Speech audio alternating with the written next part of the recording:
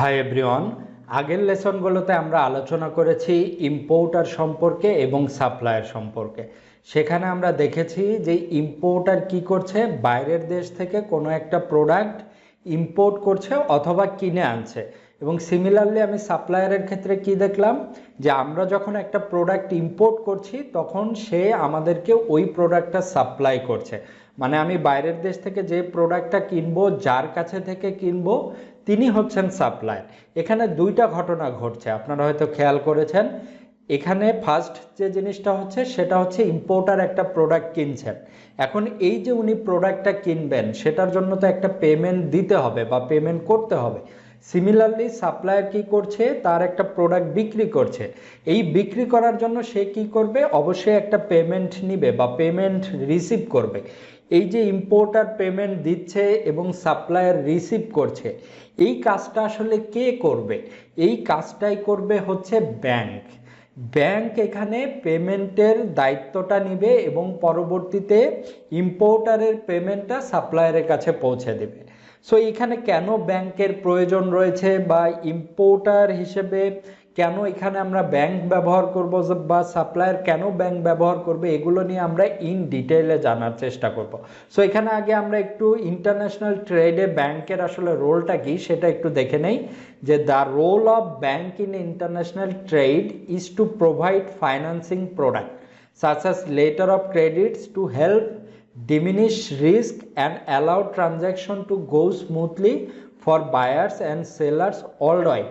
এখানে আপনারা তিনটা জিনিস দেখতে পাচ্ছেন। ফার্স্ট যে জিনিসটা হচ্ছে, তারা কি করছে, ইন্টারন্যাশনাল ট্রেডে ফাইন্যান্সিং প্রোডাক্ট প্রোভাইড করছে। What is financing product? Financing প্রোডাক্টগুলো হচ্ছে এলসি, টিটি বা ক্যাট, যেগুলো এক ধরনের পেমেন্ট মেথড। এই জিনিসগুলো তারা প্রোভাইড করছে। কেন প্রোভাইড করছে? তারা রিস্কটাকে ডিমিনিশ করার জন্য। কিসের রিস্ক রয়েছে? এই যে আমরা একটা প্রোডাক্ট কিনছি, কেনার জন্য তো আমাদের একটা পেমেন্ট দিতে হবে। সাপোজ আমি আমার সাপ্লায়ারকে একটা পেমেন্ট দিয়ে দিলাম, সাপ্লায়ার পরবর্তীতে পেমেন্টটা পাওয়ার পরে আমাকে প্রোডাক্ট দিল না, তাহলে কি হব? আমি ফ্রডের শিকার হব। অথবা আরেক ধরনের ঘটনা ঘটতে পারে যে আমার সাপ্লায়ার হয়তো আমাকে প্রোডাক্ট দিয়ে দিয়েছে কিন্তু আমি তাকে পেমেন্ট দেই নাই, তাহলে কিন্তু সাপ্লায়ারও ফ্রডের শিকার হবে।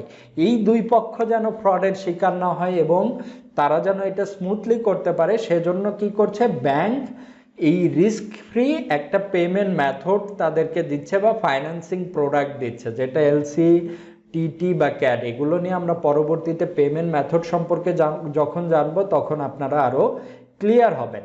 এখন এই জিনিসটাই তাদের সার্ভিসটাকে স্মুথ করছে। বায়ারও চাচ্ছে যে ঠিক আছে, ব্যাংক যেহেতু লায়াবিলিটিস নিচ্ছে, আমি তাহলে পেমেন্ট করে দেই। আমার সাপ্লায়ার পেমেন্ট পাওয়ার পরে তো আমাকে প্রোডাক্ট দিয়ে দিবে, আমি প্রোডাক্ট না পাওয়া পর্যন্ত ব্যাংক তো ট্রানজ্যাকশনটা করবে না।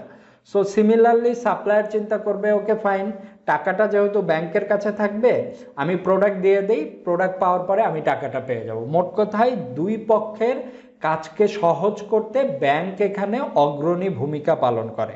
মোট কথায় আমরা একজন ইন্টারমিডিয়েট পারসন মাঝখানে রেখে দিচ্ছি যে ভাই, আমি একটা প্রোডাক্ট কিনতে চাই, আপনি এই টাকাটা রাখেন, আমি যখন প্রোডাক্টটা পাবো তখন তাকে আপনি টাকাটা দিয়ে দেন। মানে আমি একজন গ্যারেন্টার মাঝখানে রেখে দিচ্ছি।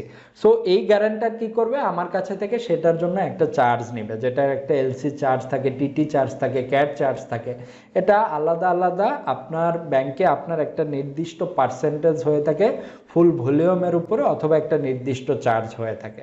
সো এগুলো সম্পর্কে আপনারা যখন ডিটেল কাজ করতে যাবেন আস্তে আস্তে এগুলো আপনারা শিখবেন।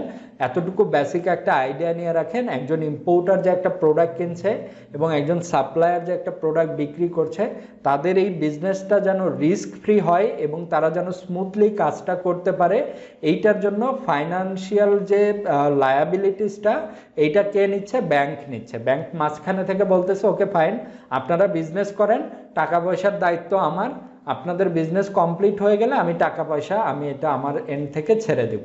সো এটাই হচ্ছে আসলে ব্যাংকের রোল। সো আশা করি আপনারা বুঝতে পেরেছেন। এখানে কিছু বিষয় বলে নেই, আমরা অলরেডি বলেছি যে ব্যাংক অ্যাকাউন্ট নিয়ে যখন আলোচনা করেছি, আপনারা চেষ্টা করবেন ভালো কোনো ব্যাংকের মাধ্যমে কাজ করার, ভালো কোনো ব্যাংকে আপনাদের অ্যাকাউন্ট করার। যাদের আসলে ক্রেডিট ফ্যাসিলিটি থাকে, অথবা যাদের আসলে অলরেডি একটা সুনাম রয়েছে বা যারা নিজেরা ক্রেডিট ওর্দি, তাদের কাছে থেকে আপনি কি করবেন, এই সার্ভিসগুলো নেওয়ার চেষ্টা করবেন।